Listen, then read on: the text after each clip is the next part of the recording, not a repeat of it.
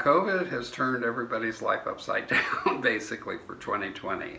When it first hit in March and April, it was a mad dash to figure out what we were going to do, if we could reopen, how we could reopen, what that was going to look like, come up with policies, procedures for keeping the museums running.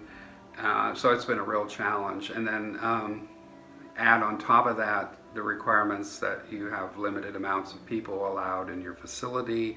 We couldn't have large events, large programming events, so we had to cancel all of those for the year, push those into the next year, and hopefully it's over by then that we can go for those bigger events because people want them. It's just that we can't run the risk of the exposure.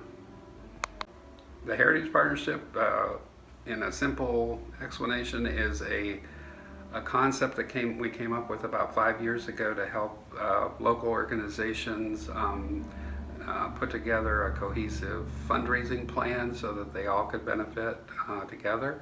And then collectively, we get mailing lists from each organization, which makes a more powerful mailing list for us all. And sometimes there's crossover where people will say, oh, I didn't know this organization existed, and it's easy because it's on one sheet of paper, and they can check off the different organizations individually that they give to and the amounts, or they can donate to the undesignated fund, which then is equally distributed to all the organizations that participate. Without the historical record, you have no roadmap for the future.